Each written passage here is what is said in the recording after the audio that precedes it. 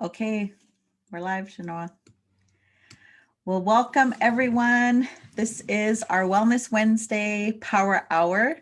I feel like I haven't been on here forever, so it feels good to be here. So this is the Native Wellness Institute's response to the pandemic. We started back in March of 2020 doing our power hours.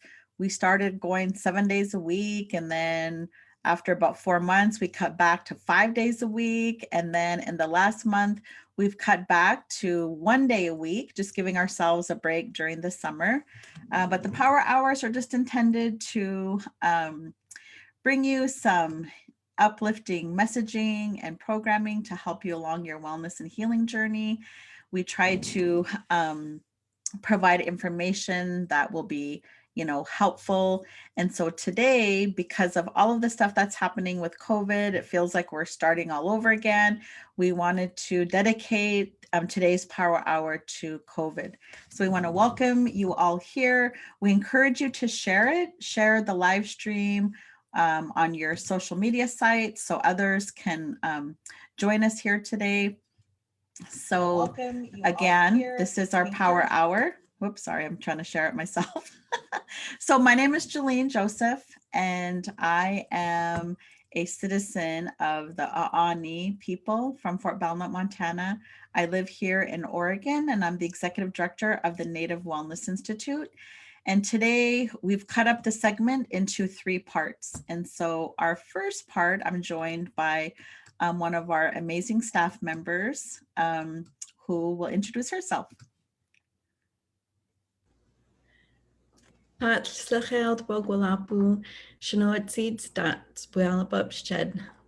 good afternoon, everyone. My name is Shanoa, and I am Puyallup, and I'm a community health worker with Native Wellness Institute. And I'm really thankful to be here and hopefully share some good information with you all. And yeah, sending out my positivity to the world, whoever's watching. Awesome. Thanks, Shanoa. So how the segments are going to go, we're going to talk about vaccines and the Delta variant and things like that in the first segment. The second segment, we're going to talk about why people are choosing to get vaccinated and even share a little bit about why people are choosing not to get vaccinated. And then our last segment, we're just going to talk about, we've been in this in a year and a half now. Like what have we learned? And Theta will come and join us for that last segment. So again, thanks everyone for being here. We encourage you to share this so that others can join and learn. We know already that COVID has hit Indian country hard. And we look at all of the loss that has happened in the last year and a half. And now we see it, ramping up again and the Delta variant. And so we're just doing our, public health part to bring you today's power hour on COVID.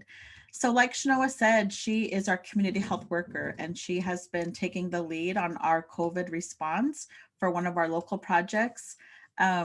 We tease and call her our native Dr. Fauci. We tease that she's not a doctor, but she plays one on Zoom.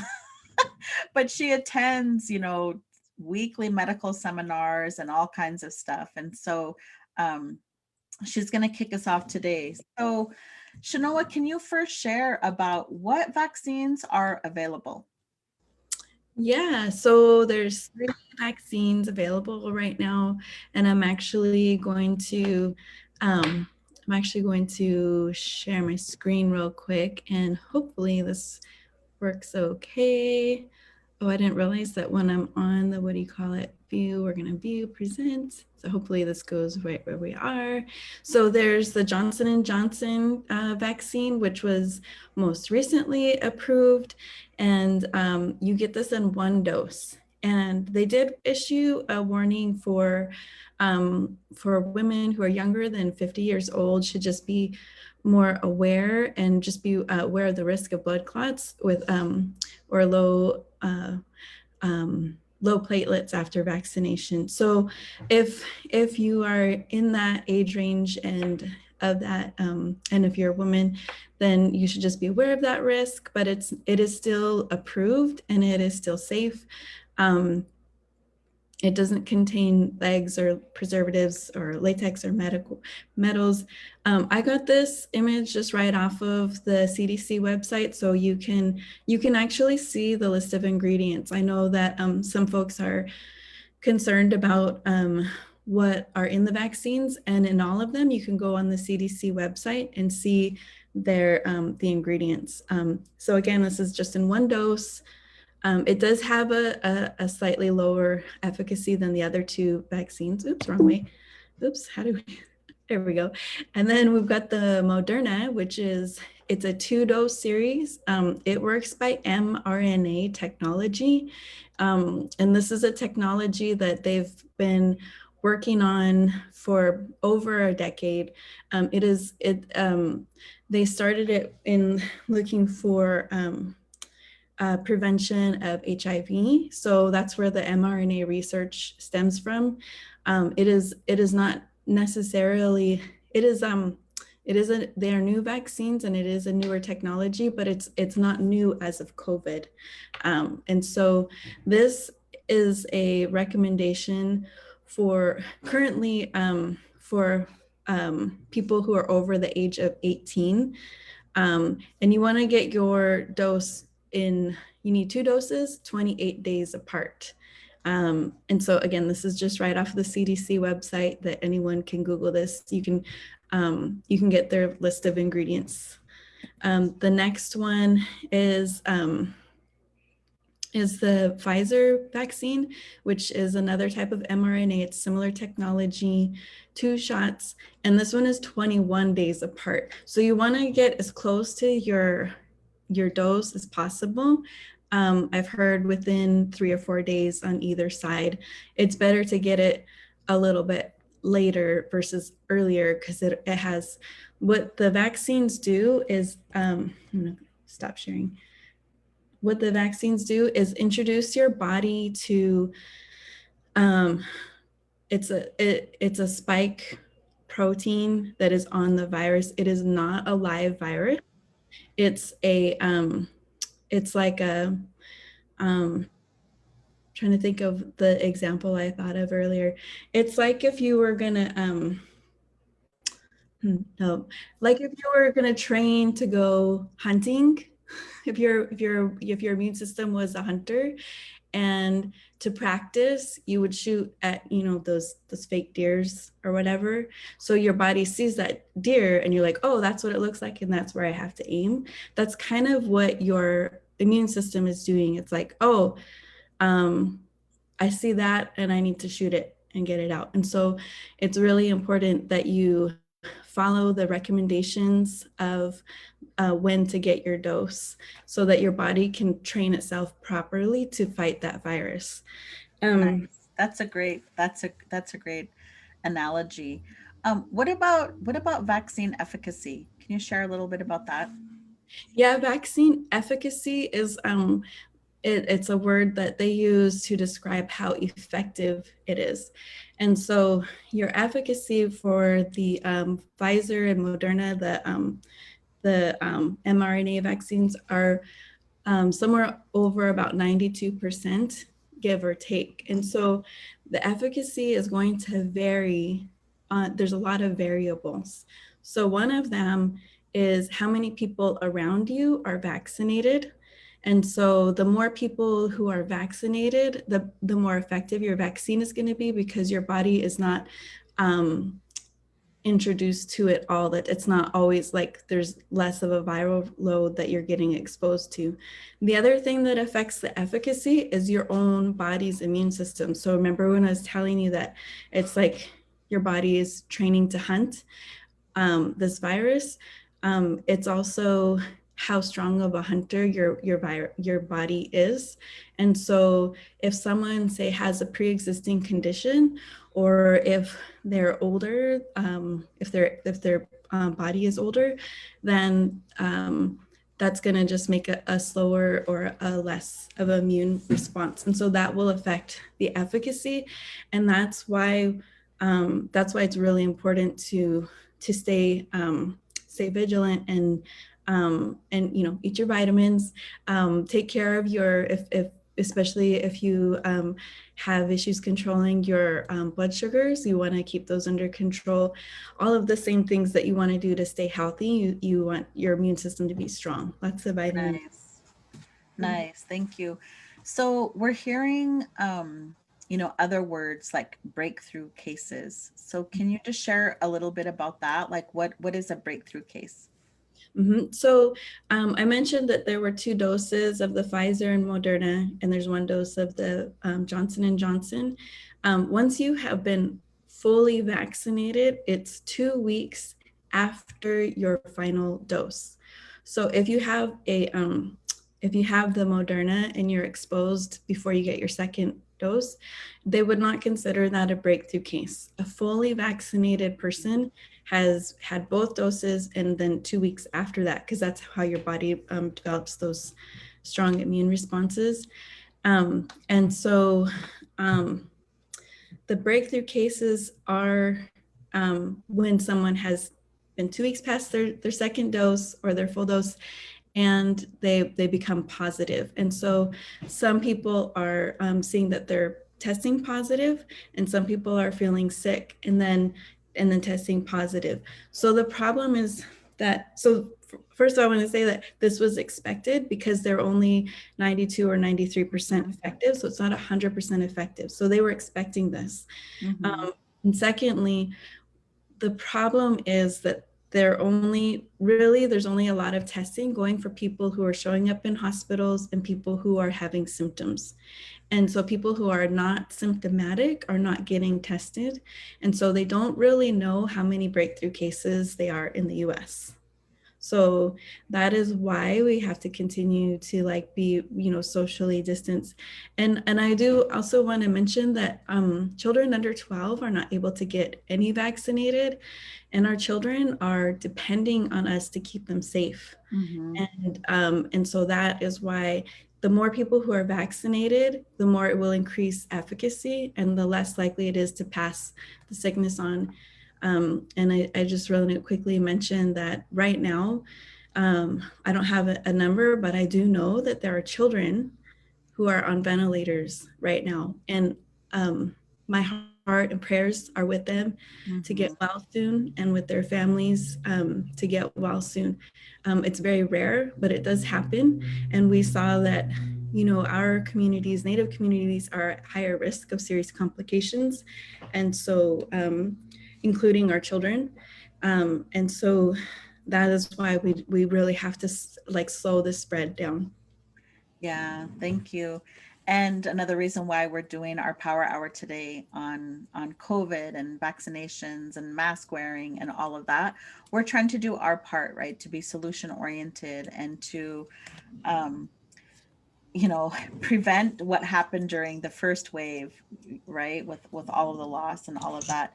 So speaking of that, what we're seeing and what we're hearing about is the Delta variant, right? The Delta variant. So can you share a little bit more about that? Like what is that? What is the Delta variant? It's a virus variant. It's still the coronavirus, and it's a variant that was first identified in India, but that doesn't mean that's where it originated. Mm-hmm. So remember, in the US, we are not gene sequencing all of our cases because our cases are so high out of control. And it's much more contagious than the original strains of the virus.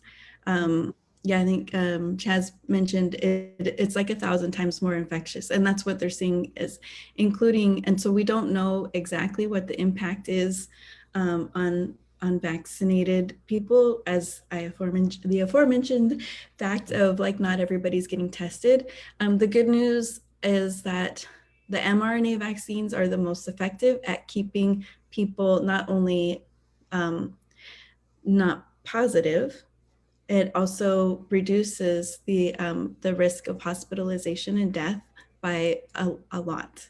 a lot. And so, but it is a lot more infectious, and they don't really understand why. They think it's because your body is emitting more of the virus. And the research is still out on whether or not it's making people more sick. Mm-hmm. Nice.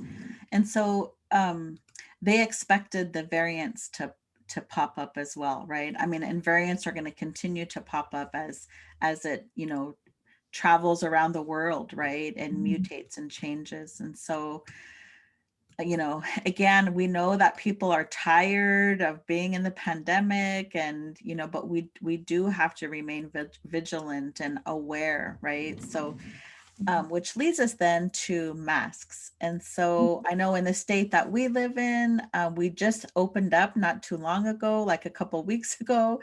And now, because of our like 1,000 cases a day during the last week, our county has put in place mask mandates again for indoors. So do we still need to wear a mask?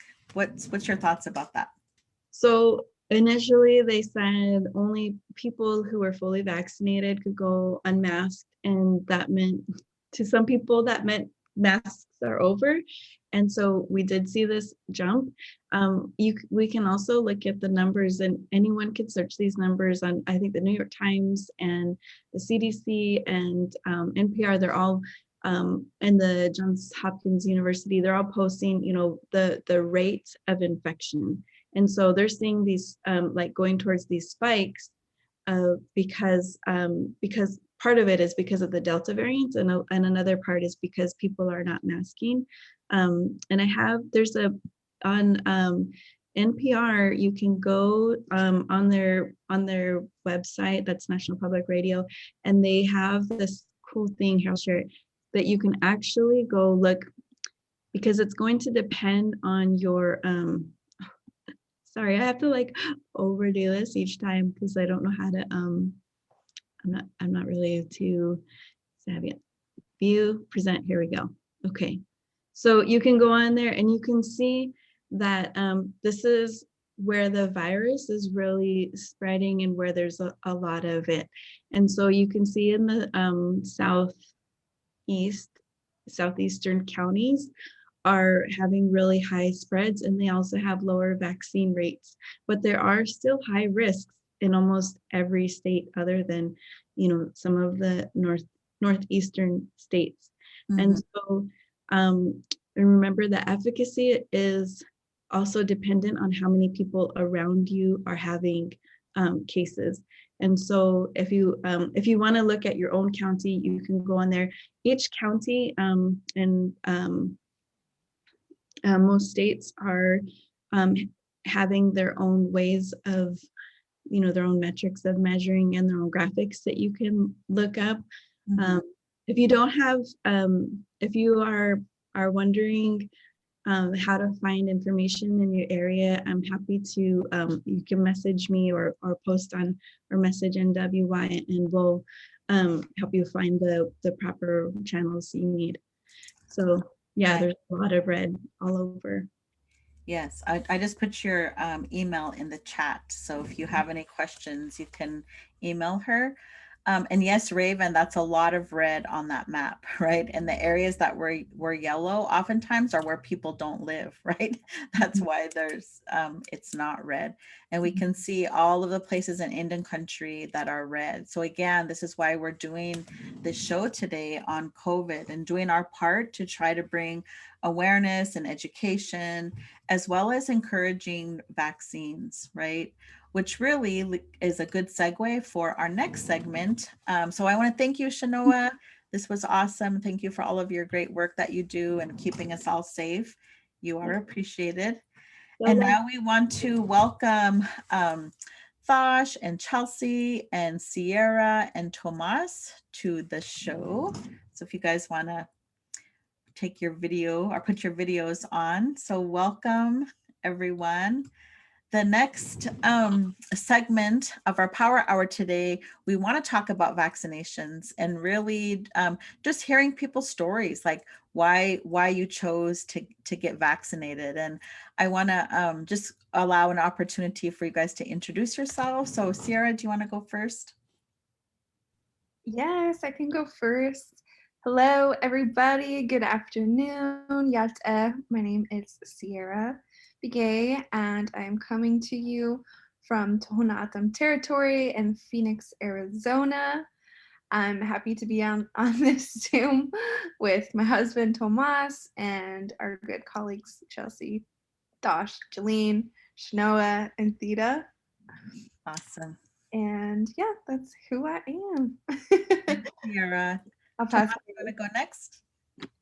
Yes, Keshe, Ho Tomas Carmelo Amaya Leshina. My name is Tomas Carmelo Amaya, and I am Yoeme and Yaki on my mom's side and Raramuri on my dad's side. As Sierra was saying, we live here in Phoenix, Arizona with our Otham relatives, Yavapai relatives, as well as Yaki and other tribes. It's a blessing to be here in the desert, and I'm grateful to be on this conversation with everyone today. And shout out to my little baby girl, Hosea, our little baby girl, who will probably see these videos later today or in a few years. Right. Yeah, she'll think, way back in 2021. Well, welcome, Chelsea and Thosh. You want to introduce yourselves? Hey everyone, I'm Adapiapi. My name is Chelsea, and I am here at home in Otham Territory, aka Tempe, Arizona. I'm an Anishinaabe and Lakota, originally from North Dakota, and this is my husband. Yeah, it's good Dash, everyone. My name is Dash. I'm from right here on Akamiralt. I'm Javutka, right here in Salt River People area. Also, like she said, Tempe, which the original area of Tempe was called Oibadak. And so I want to just say that I'm happy to see you all, and I'm glad to be a part of this conversation. And thanks to Shanoa for the great information, and thank you to Jillian for facilitating, and thanks to our brothers and sisters, our relatives here, Sierra and Tomas as well. Awesome. Thank you. Well, welcome everyone. So this segment, we wanted to just ask you all to share your stories of why you chose to get vaccinated and maybe how it felt and how it feels now, given that it's been many months. I'm reminded by this elder who shared his story about why he got vaccinated, and he had this dream, and in his dream this man came to him and said, this plant will keep you safe from COVID. And he said he went online and he ordered this plant because it and made it into a tea, and he drank it every day. But what he shared was that he knew that this traditional medicine would keep him spiritually safe from COVID. And he also knew that he needed physical protection to keep him safe from COVID. And he knew that was the vaccine. And he shared how our people were natural scientists. They believed in science. And he shared they believed in science because they studied the creator every day. Right? So he kept himself spiritually safe as well as physically safe. And I just love that story. And of course, we're hoping that people here are inspired, are moved, are encouraged to get vaccinated based on your stories. So who wants to jump in and start first and share your vaccination story?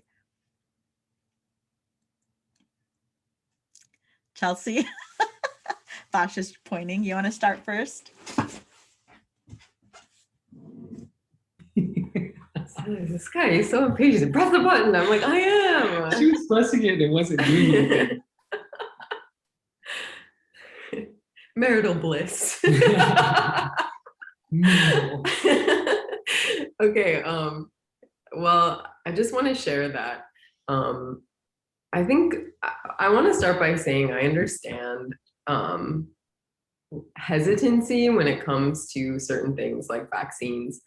I think that what we always say is that it is very important to be a critical thinker when it comes to your health and the decisions that you're making for your health, whether that be your medical care, the food that you're eating, the exercise that you're doing. Be a critical thinker, do your own research, look into things, and hopefully arrive at a conclusion that feels good for you. For me, in this instance, the evidence is overwhelmingly that there's no, to me, there's hardly a reason why I should not take the vaccine. It is safe. It is proven to be safe. 1,000%. And even just getting a little bit of the symptoms following, well, I actually didn't get any symptoms following my vaccine. I was kind of all prepared. I thought, okay, I might have, flu type thing for about 4 days. And I made sure I didn't have anything on my work schedule for the week. But sure enough, I was just perfectly fine. I didn't even get a sore arm. But even if you do get symptoms, remember that what's worse, getting a little tiny bit of the symptoms from the vaccine or getting the actual virus, which we're discovering is still very much a risk. So for me, the primary thing that I took into consideration when it came to, are you getting the vaccine or not, was safety of others. I have a very strong immune system. I hardly get sick, that kind of thing. And some people want to rely on that. But I'm not even, what I'm really concerned about is elders, children. We've got 2 baby children in our own home. And, we know so many immunocompromised people, and we care very much about even people who we don't know. I think that's our cultural values, is to have concern and compassion and care for everyone, whether we know them or not.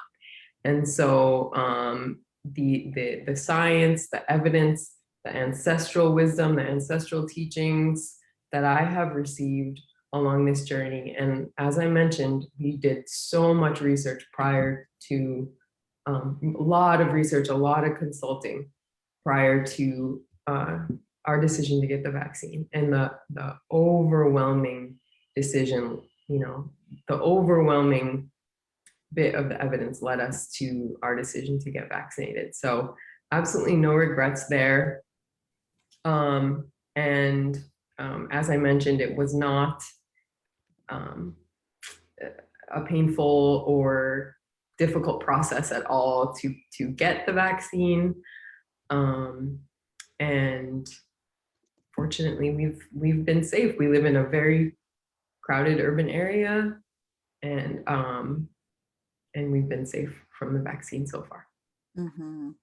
Nice. Thank you, Chelsea, for sharing. How about you, Thosh?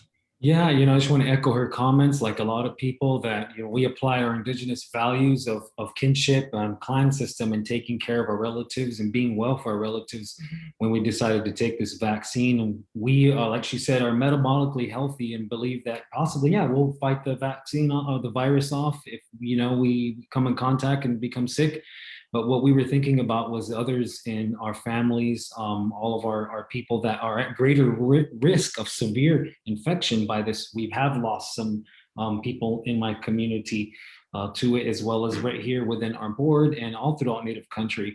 And so we're thinking of all of our relatives in that sense. And I also just wanted to acknowledge that the spirit of that virus is well. It just exists. It just is, and it happens to be that it is detrimental to our health. So I've always tried to acknowledge and pray and even ask that virus, the spirit of it, to leave us or to go away or to do what it does, take its course and let us walk away with the teachings collectively. But as we know, this is going to be a long time before this is eradicated. And it's speaking more to it is that the virus is one of the symptoms, or it's one of the manifestations of our world that's out of balance. Our relationship to the natural world is out of balance and harmony. We're living in more dense populated urban centers than we ever have in our entire human history.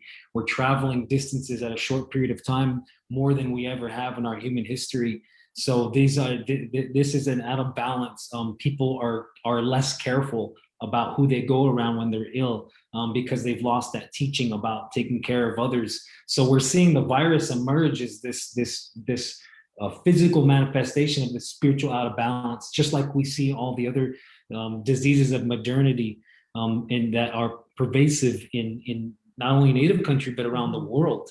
So I wanted to just acknowledge that and say that, and I want to encourage everyone in your ceremonies is to to, like Jolene said, give thanks to that virus on what it has taught us, but ask it to leave, ask it to move. And speaking to the vaccine itself, there's this pervasive thought that because you follow a so-called traditional way of life, that you should reject all Western modalities of medicine. And I think that that's a very short-sighted and very problematic mentality to have in native country. And I feel that it does not serve the health and well-being of our people over a long period of time. And our people understood oral tradition where I come from. They talk about they had makai, they had a bone doctor. You know, they had doctors that dealt with the stomach, with the intestines. They of course had spiritual doctors that were dealing with the spirit, you know, particles around you and above you, your spirit and all that kind of stuff. Our people had all these different modalities of medicine. We used the plants on the land when it was needed. We used things from animals when it was needed. We used songs when it was needed to, and we still do today, to treat people with illnesses. So our people understood the physiological component. They understood that they're, and I'm speaking in English terms, they didn't have, I'm sure in our languages, maybe they didn't have words for cells and mitochondria and electrons and things like that. But like that elder said in the story you told, our people understood that things weren't just woo and waving your feathers around and being all spiritual, you know, and feathers and smoke and things. We understood the blood. We understood the ibadak, the oorpa, your kidneys, the nyumaj, the liver. They understood the functions of those. And so this is why today it's important that we must adopt certain things from Western medicine that have proven its efficacy in our people. People resist a vaccine, but yet they have relatives who most likely have, you know, it almost makes me emotional to think about it. We have relatives that have extended their life because of chemotherapy, you know, because of something as simple as, you know, metformin, you know, to lower their blood sugar. Millions of people, humans, indigenous people across the world rely upon these things. So you're going to choose to reject the vaccine, but not look at the efficacy that Western medicine has provided. You know, I think that's very short-sighted, and it's rooted in our cultural trauma.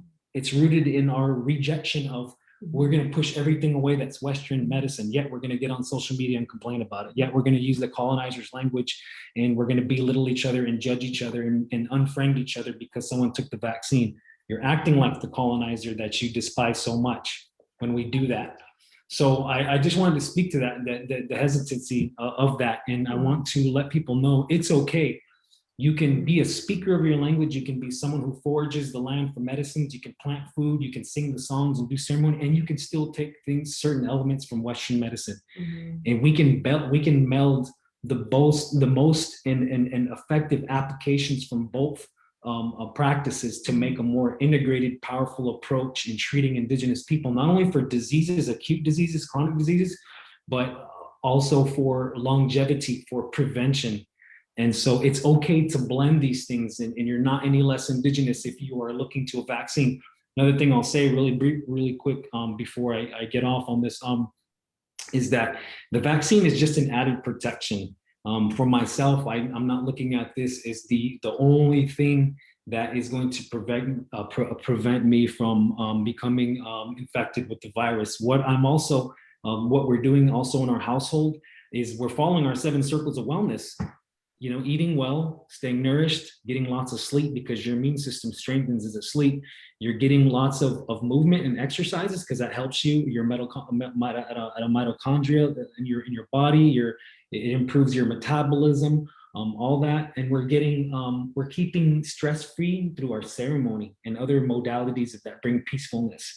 Those are 4 areas that health officials were telling people in the beginning of the pandemic that they could do this to strengthen their immune system and keep themselves well. Those actually happen to be the first 4 circles of our 7 circles of wellness, which we started training in about 3 years ago. And the other ones are keeping your home in a spiritual way, keeping it clean spiritually, physically, because that contributes to your wellness, maintaining your connection to the land, walking the land, foraging the land, planting the land, hunting the land, taking your ceremony on the land, and then maintaining your connection to your family. And in this case, doing it virtually with people. So those 7 areas are the main added protection factors that we have.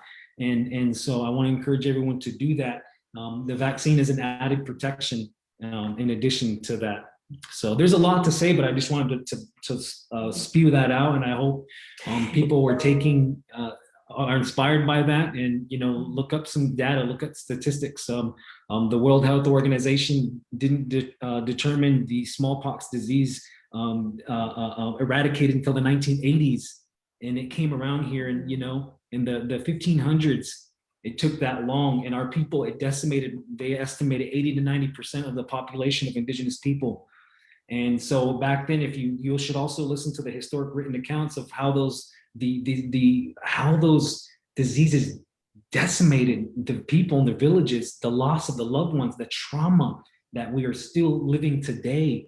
And we have that power today to stop and intercept that unresolved grief and trauma by preventing our people from being re-triggered, which we've already have. So there's a lot to say more, but I just wanted to put that out there. I hope you're all well and take care of yourself. And I'm praying for everyone in Native country. So awesome. Thank you, Chelsea. Thank you, Thosh. And how about we go to Sierra? You want to share why you chose to get vaccinated? Yes. So thank you, Thosh and Chelsea, for sharing. It's always such a pleasure to hear you guys speak and hear your worldview, and very grateful to be a part of this conversation with you guys. So I had gotten the vaccine back in, I think it was pretty early on, because of our tribal nations did a really good job of distributing vaccines right away to our elders and then on to us, younger, I think it was like in our 20 somethings. And so I had gotten mine as soon as it was available. And the reason why I wanted to get it right away is because in April of 2020, at the beginning of the pandemic, Tomas and I welcomed our little Hesea into the world. And so during the beginning of the pandemic, everything was just so uncertain. There wasn't that much data that was available, and it was very high stress and a very confusing time for multiple reasons. And as soon as we started to see the data and see more health professionals encourage us and show us that it's safe and effective, I wanted to get it right away because I felt like there was a lot of things that weren't certain. And so I'm still breastfeeding, but one of the things that I read early on is it is likely for the antibodies to be passed down into babies through the milk. And so if that was one way that I could protect our little Hesea, I wanted to, have all of the options available. But for a while, she hadn't gone to any outdoor store. She hasn't spent a lot of time with family members. We were very, very safe throughout the whole pandemic of introducing her to new people. And so just that one added protection, I felt like as a mother, if one thing we want to do and make sure of is to make sure that our babies are going to be okay. And so. Nice. Thank you for sharing that. And I think I heard little Hesea in the background. Yeah. Let me go run and get her. But yeah, and if you are pregnant or lactating, I just encourage you to do your own research, maybe talk to your health professional if you need somebody to talk to, and there's more research coming out every day. And so if you read an article from 2 months ago or 6 months ago that made you feel not as at ease with getting the vaccine, I encourage you to continue doing your research, because the way that data is going right now, things can be easily can change and be rewritten. And so yeah. Nice. Thanks, Sierra. Tomas, we Yeah. have a few minutes before Theta comes and joins us. Would you like to share your vaccination story? Yes, absolutely. I just want to express my gratitude to you, Jolene, and Shanoa, Thosh, and Chelsea, as well as my wife and Theta, who's coming up. I really appreciate the space that we're creating. Very good expressions and world eye, or what is it called? Like big picture, eagle eye view of things. So I really appreciate that. In my vaccination story, I'd like to point out the importance of discernment and knowing where we get our information, and kind of adding on to what Thosh and Chelsea were saying. It's like we are sovereign beings who have agency and who are sacred throughout our entire existence. So to use critical thinking is really important. And sometimes we don't have, perhaps in our circles, the support that we might want in the information that we're gathering, whether it's from universities or from places like the Native Wellness Institute or the CDC. But one thing we know for certain from the jump is that we are sacred beings and that we have these tools to discern the information that we're taking into our families. And I think as the grandson of my maternal grandmother was a medicine woman, and from many lines of medicine women, and my uncle was also a medicine man. I was blessed to have that worldview, but one of the teachings that they really taught me was to even when there's our spiritual people have certain recommendations, it's okay. We shouldn't feel bad to use that discernment to talk to other people, to other nations, to other friend groups, to make sure that we're doing the right choice for ourselves. And so for me, when it came down to getting the vaccine, it had multiple components: absolutely protecting my family unit, protecting our little baby Hasea and Sierra, and then our immediate family. But I knew that the sooner I could protect myself, the better, and I would be in a better position to serve others as well. And that's just something that's ingrained in me from a little boy to be a person that is a good relative, that serves community, that shows up. And so as these opportunities were presenting themselves, and I'm recognizing my privilege of living in a metropolitan area or having access to certain resources, I really prayed about that. And even though I had some reluctance in different stages of this unknown, I knew, and I followed my teachings of using that discernment again, and speaking to people like Thosh and Chelsea and Jolene, but also doing my own research. Oh, UC Davis, for example, has this video on the Delta variant. Oh, I'm gonna watch that. It's 3 minutes. And Dr. Lorena Garcia talks about it. Okay, I'm gonna use that information. I'm gonna combine it over here, and always just using that opportunity to update that information, because I think it's really powerful when we combine the spiritual teachings, our indigenous life ways that are very much, we're finding more and more, right, that science as Western culture or dominant culture is saying, oh, it's like, they're catching up. They're catching up to a lot of these things that we've already had some great information and wisdom about. And so instead of, and then we can kind of soak in that and be like, oh yeah, we knew a lot. I think the most beautiful part is being humble and being like, yeah, we knew a lot, but we also don't know a lot. And because of that, we're going to continue, synthesizing this information so that we can best protect our community. So that's a little bit about my story. Yeah. And I just really appreciate everyone listening and everyone tuning in. Yeah, that's awesome.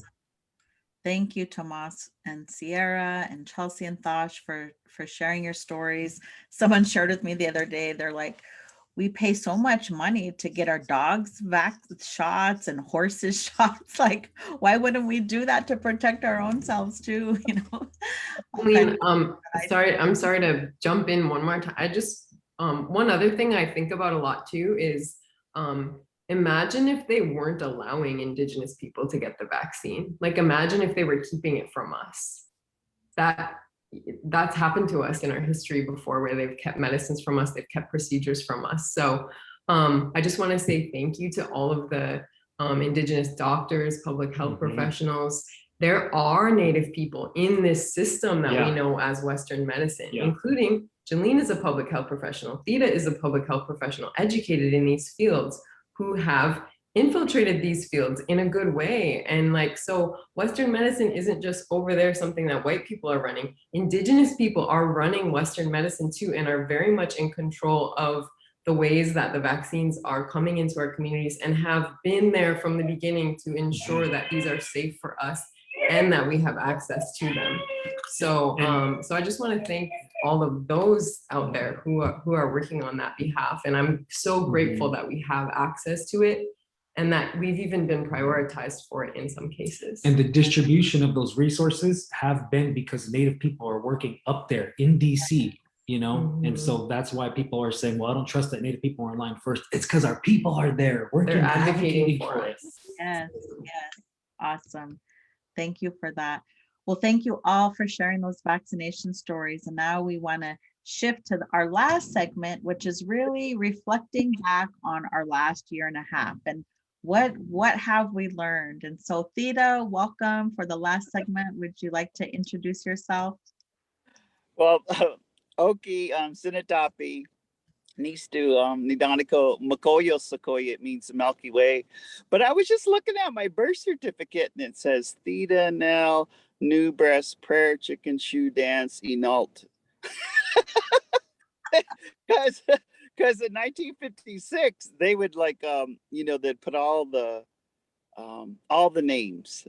And so it's so good, you know, it's good to see all of Thosh and Chelsea and Tomas and Sierra and yourself. You know, we're just really asking our audience, you know, today to reflect, you know, where were we a year and a half ago? And, you know, and I was gonna be humorous and come on and say, I don't know, I got COVID brain, I don't remember nothing. I don't remember nothing. I got COVID brain. I said But Jolene, you know, before you ask, I know you have some questions to ask. I was just, you know, some of what listening to all of our thinkers here, you know, at Native Wellness, we have a collection of 3 generations here. And, you know, in past pandemics or epidemics of tuberculosis and of you know, smallpox, and then now, as you know, racism is a pandemic, and blood quantum is a pandemic. Everything is a pandemic. You know, what did our people do? They just stuck to their language, their ceremonies, their culture, their cultural identity. They just stuck to their ancestor teachings, and they did okay. You know, so I wanted to say that first. So what were you thinking of asking, Jillian? I know. yeah. Well, I don't know if I know the answer. yeah.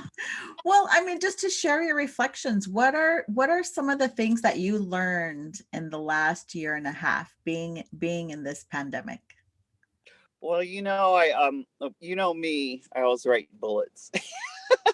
I was just thinking that one of the biggest things I learned is that George Floyd stimulated our global, it was a global interest in not only Black Lives Matter, but I think it kickstarted another civil rights, social justice, spiritual justice. That's what happened in the last year and a half. And I think we're still, just even in the terminology, I was just loving the BIPOC, Black, Indigenous, people of color. And then, you know, with what we were, the virus today, we're now learning that, you know, everyone darker than a paper bag didn't get the virus in some places, just like they didn't get to vote, just like they didn't get all of the other, they have missing and murdered. You know, we're learning that Indigenous people didn't have access. So, and I think that's being corrected. I think that there's community, it's not reaction. I think there's been community mobilization on the reservation and off the reservation to move towards wellness. The other thing I was thinking, and it was something Andy Joseph over at Colville, and we were over there at a medicine camp. Andy said something about it a year and a half ago. We were on a traditional practitioners network, and he said, we're waiting for the Europeans to get this vaccine when we already have the vaccine. And it was last year in July, everyone that, not everyone, but, where they had sweat lodge, they were putting, bear root on the rocks. They were, getting a lot of native medicine, and it's indigenous knowledge. Just, some of what Thosh, to jump on what he was saying, is a lot of our medicine was to clean your blood, to fortify your blood, and to clear your blood. It was a lot of it. And, I'm holding up, just this bear root because, just one personal note, I waited a long time to be transferred the rights and to learn how to get this medicine. And during this year and a half, the bear root that I did have, I mean, there's other breathing medicines, but I had this bear root, and so did others, so did other traditional practitioners. We ran out because everybody, what we did is we went to our epigenetically, we went to our ancestors' teachings, and they said, grandma used to use that. So how do I get it? It was like, how do I get it? So it was just almost like, the moccasin telegraph. People would just message. And of course, a lot use Facebook, Instagram. They would just message and say, do you have any of this? And my first cousins that got COVID, I just went to the post office box and sent them enough to make tea, and and they got through having COVID. And so I just wanted to say we've learned that. We've also learned to look at the prophecies. I think that across the globe with indigenous people, there's been we could think about the Hopi prophecy, and the Hopi prophecy saying that the purifier was coming. We can look at other prophecies of the condor and the eagle meeting. We can look at other prophecies of that we have to pay attention to the water. That's why I'm in my vehicle because there was no plugins anywhere. I'm on a rural reservation. And so it was getting close. We're right, we've got several ceremonies going on and a Sundance starting and a bunch of people coming in town. And so I just pulled over and I said, okay, there's my real backdrop. Yeah. But it was all of the relatives who came from the San Francisco Bay Area. And that's, they've combined the healing of missing and murdered and water is life. And so I thought that, and just that, what we've learned, look at what we've learned from all of our brothers and sisters at Standing Rock. We implemented that during this year and a half. Every Indian community, every reservation, every urban area, we made sure our people had water. We made sure our people had food. We made sure our people had Zoom support groups. We made sure, our people could get on Zoom.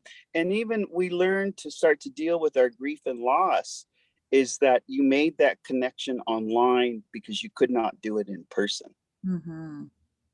And so that learning, and then if we think of it in terms of mind, body, and spirit, Thosh was, and our speakers, our team before us, but our bodies, we learn so much. Just the friends who that first few months, we all gained 20 pounds, some of us. And then we learned by July, oh, I got to do something. So it was kind of cool. Like people started eating differently.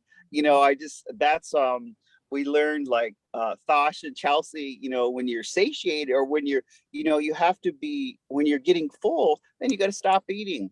Mm-hmm. I think that I've seen people start to take care of their body better. Mm-hmm. Yeah. God, and Jolene, it's just like really even just like sleeping better, just doing some exercise. And I think what we did is we slowed down. Yeah. And when you slow down, you notice things. Yeah. And Yeah. that's when spiritual development starts. When you slow down, you notice, like, everyone was talking about birds, and not just by a bird. They were naming the bird, talking the behavior of the bird. They were talking about, fish and loons and eagles and bears and elk and that too. A lot more people started eating wild meat. Mm-hmm. A lot more people started looking at like, what if they had to live off the grid? Mm-hmm. And I think that's a blessing, and I think that's a blessing when you think, what if I had to live off the grid? And what you look around is your family. We learned that our bubble, we had to do some work in our bubble. And then as the bubble got bigger with who lives around us, and then as the bubble got bigger was in our entire, it could be your res, it could be your county, it could be your state. And then, but remember, 1 year ago, we were just trying to get everyone to vote. Yes. We were 3 weeks out to an election that could make our world totally different than it is right now. Mm-hmm. And so we have to be patient, graceful, and participate and give recommendations. It's not an Indian characteristic to whine and moan. Number one, so whiners, stop it. Get it to action. Stop, quit whining. Quit criticizing, quit judging. Just say to yourself, what is the small part can I just do with my, my bubble?